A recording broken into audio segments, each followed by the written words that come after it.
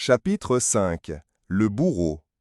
L'un des soirs suivants, comme K passait dans le corridor qui séparait son bureau de l'escalier principal, il avait été l'un des derniers à s'en aller et il ne restait plus à la banque que deux domestiques en train de liquider les dernières expéditions dans le petit rond de lumière d'une lampe électrique. Il entendit pousser des soupirs derrière une porte qu'il avait toujours prise pour celle d'un simple cabinet de débarras. Tout étonné, il s'arrêta et écouta encore une fois pour être sûr de ne pas se tromper. Il y eut d'abord un moment de silence, puis les soupirs recommencèrent. Sa première idée fut d'aller chercher un domestique pour le cas où il aurait besoin d'un témoin, mais il fut pris d'une si grande curiosité qu'il fit voler littéralement la porte sous sa main. Il se trouvait, comme il l'avait pensé, dans un cabinet de débarras. Le seuil était tout encombré d'imprimés inutilisables et de vieux ancrés en terre cuite. Mais trois hommes occupaient le milieu, un peu courbés à cause du plafond bas. Ils étaient éclairés par une bougie fixée sur un rayon. « Que faites-vous là » demanda K, dont l'émotion précipitait le débit, mais sur un ton de voix assourdi. L'un des hommes, qui avait l'air d'être le maître des deux autres, et qu'on apercevait le premier, était vêtu d'une sorte de combinaison de cuir sombre très décolletée qui laissait les bras entièrement nus. Il ne répondit rien. Mais les deux autres crièrent « Maître, nous devons être fouettés parce que tu t'es plaint de nous au juge d'instruction !» Ce fut alors que K reconnut en eux les inspecteurs Franz et Willem et vit que le troisième tenait en effet une verge à la main pour les battre.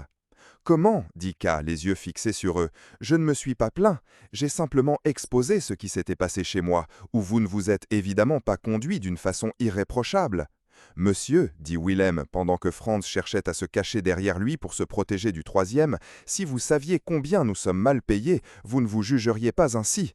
J'ai une famille à nourrir, et Franz voulait se marier. On cherche à s'enrichir comme on peut, et ce n'est pas par le seul travail qu'on y parvient, même en s'échinant comme un bœuf. Votre beau linge m'a tenté. Naturellement, il est interdit aux inspecteurs d'agir ainsi. J'avais tort, mais il est de tradition que le linge nous revienne. Il en a toujours été ainsi, croyez-moi.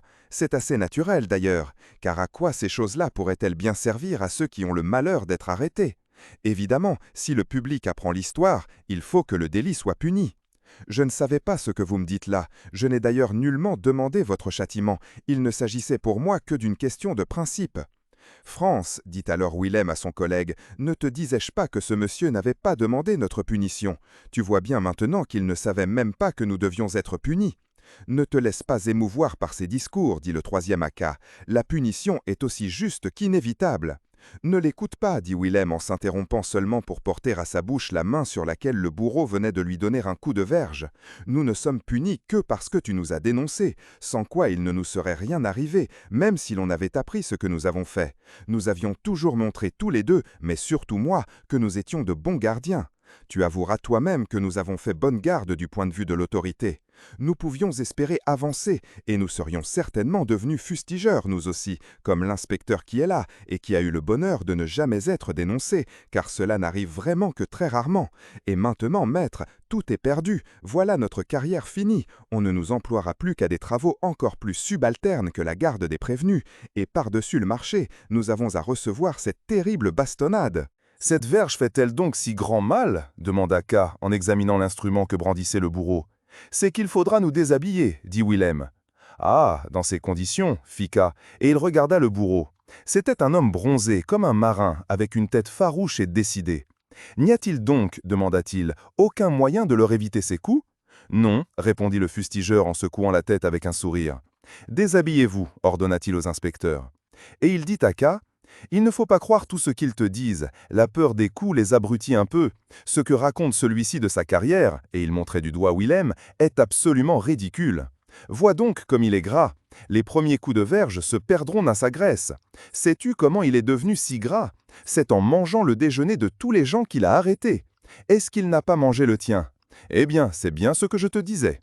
Un homme qui a un pareil ventre ne peut jamais devenir fustigeur. C'est absolument impossible. » « Il y en a pourtant qui me ressemblent, affirma Willem en dénouant la ceinture de son pantalon. « Non, dit le bourreau, en lui passant sa cravache sur le cou de telle façon que l'autre en frissonna. Tu n'as pas à écouter, mais à te déshabiller. Je te paierai grassement si tu les laisses partir, dit K, en sortant son portefeuille sans regarder le bourreau, car il vaut mieux traiter ce genre d'affaires les yeux baissés. Tu voudrais me dénoncer, moi aussi, dit le bourreau, et me faire fustiger avec les autres. Non, non. Sois donc raisonnable, dit K. Si j'avais voulu faire punir ces deux-là, je ne chercherais pas maintenant à acheter leur liberté. Je n'aurais qu'à fermer la porte, à ne plus rien voir ni entendre et à retourner chez moi. Tu vois bien que je ne le fais pas. Je tiens beaucoup à les délivrer. Et si j'avais supposé qu'ils dussent être punis, je n'aurais jamais dit leur nom, car je ne les tiens pas pour responsables. C'est l'organisation qui l'est, ce sont les hauts fonctionnaires. Parfaitement, crièrent les inspecteurs, qui reçurent aussitôt un coup sur leurs échines nues. Si tu tenais ici sous ton fouet l'un des magistrats, lui dit K, et il rabaissait tout en parlant la verge que l'autre relevait déjà, je ne t'empêcherai sûrement pas de frapper. Je te paierai au contraire afin que tu prennes des forces pour le service de la bonne cause. Ce que tu dis n'est pas invraisemblable, déclara le bourreau, mais je ne me laisse pas soudoyer. Je suis employé pour fustiger et je fustige. L'inspecteur Franz, qui, s'attendant peut-être au succès de l'intervention de K, était resté jusque-là sur la réserve, s'avança vers la porte vêtu de son seul pantalon et, s'agenouillant devant K, se pendit à son bras et lui dit « Si tu ne peux pas arriver à nous faire épargner tous les deux, essaye au moins de me délivrer moi. Willem est plus vieux que moi, il a la peau plus dure à tous égards, et a déjà subi une fois une peine de ce genre il y a quelques années, tandis que moi je ne suis pas encore déshonoré, et je n'ai agi que poussé par Willem, qui est mon maître dans le bien et dans le mal. Devant la banque, ma pauvre fiancée attend le résultat, et je ne sais où me cacher. » Il essuya avec le pan de la veste de K son visage ruisselant de larmes. « Je n'attends plus, dit le bourreau en saisissant la verge des deux mains et en frappant sur Franz, tandis que Willem restait accroupi dans un coin et regardait à la dérobée sans risquer un seul mouvement de tête. Ce fut alors que s'éleva le cri de Franz, d'un seul jet et sur un seul ton. Il ne semblait pas provenir d'un homme, mais d'une machine à souffrir.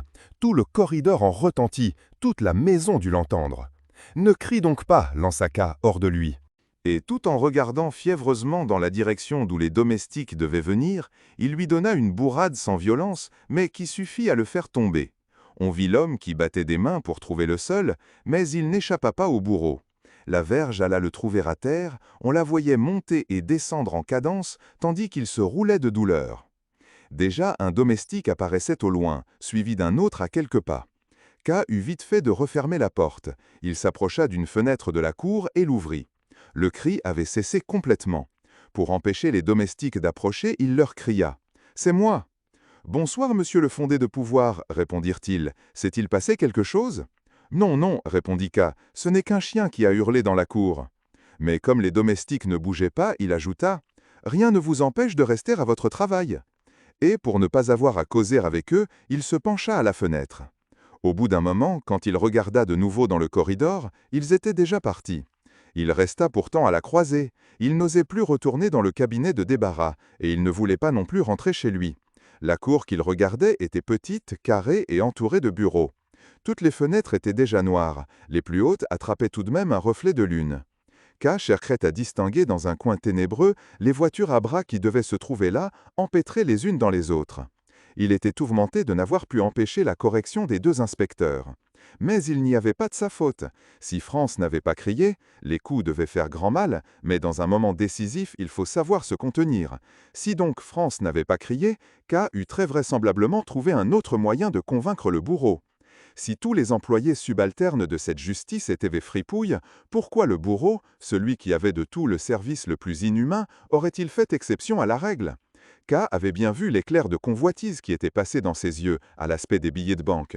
Cet homme n'avait évidemment frappé que pour faire augmenter le pot de vin, et K n'aurait pas épargné, car il avait à cœur de délivrer les inspecteurs. Puisqu'il avait déjà commencé à lutter contre la corruption de la justice, il était tout naturel qu'il le fît aussi dans ce cas.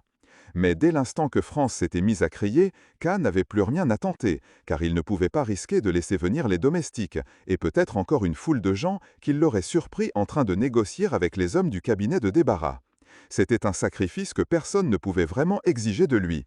S'il avait eu l'intention de le faire, c'eût été presque plus facile. Il n'aurait eu qu'à se déshabiller lui-même et à s'offrir à la place des inspecteurs.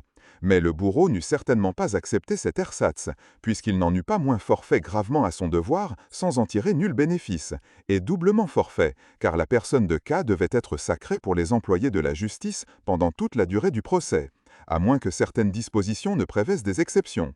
Quoi qu'il en fût, K n'avait pu que refermer la porte, encore était-ce l'un de lui épargner tout danger. Il était regrettable qu'il eût porté un coup à France, son émotion pouvait seule expliquer sa conduite. Les pas des domestiques se firent entendre au loin. Pour ne pas se faire remarquer, il ferma alors la fenêtre et se dirigea vers l'escalier principal. Près de la porte du débarras, il s'arrêta et écouta un instant. On n'entendait pas un bruit. L'homme pouvait bien avoir tué les inspecteurs sous les coups. N'était-il pas complètement à sa merci? K allongeait déjà la main vers la poignée de la porte, mais il se reprit aussitôt. Il ne pouvait plus aider personne, tous les domestiques allaient arriver. En revanche, il se promit de parler de cette histoire et de faire punir, dans la mesure où il le pourrait, les vrais coupables, qui étaient les hauts fonctionnaires dont nul n'avait encore osé se montrer à lui. En redescendant le perron de la banque, il observa attentivement tous les passants. Mais aussi loin qu'il regarda, nulle jeune fille n'attendait qui que ce fût. Les dires de Franz, qui déclarait que sa fiancée l'attendait là, représentaient donc un mensonge, excusable à la vérité, car il n'avait eu d'autre but que d'accroître la pitié de K. Le jour suivant, le souvenir des inspecteurs ne quitta pas l'esprit de K. Il fut distrait pendant tout son travail, et, pour arriver à le finir, il resta encore au bureau un peu plus longtemps que la veille. En repartant, comme il passait devant le cabinet, son obsession le poussa à l'ouvrir, et ce qu'il aperçut alors au lieu de l'obscurité attendue le plongea dans l'affolement. Tout était exactement tel qu'il l'avait trouvé la veille en ouvrant la porte. Les vieux imprimés, les encriers, le bourreau avec sa verge, les inspecteurs encore complètement habillés et la bougie sur le rayon. Et les inspecteurs se mirent à se plaindre comme la veille. « Maître, maître !» K referma aussitôt la porte et tapa même à coups de poing dessus comme si elle devait s'en trouver mieux fermée. Presque pleurant, il se rendit dans la pièce où les domestiques travaillaient tranquillement à la polycopie. Ils s'arrêtèrent étonnés dans leur besogne. « Nettoyez donc une bonne fois ce cabinet de débarras, leur cria-t-il. On nage dans la saleté ici. » Les domestiques dirent qu'ils le feraient dès le lendemain. K approuva, car il était vraiment trop tard pour les obliger encore comme il en avait eu l'idée. Il s'assit un instant près d'eux, afin de les garder à vue, fourragea dans le tas de copies, en croyant se donner par là l'air d'examiner le travail, puis repartit, le cerveau vide et fatigué, en se rendant compte que les domestiques n'oseraient pas s'en aller en même temps que lui.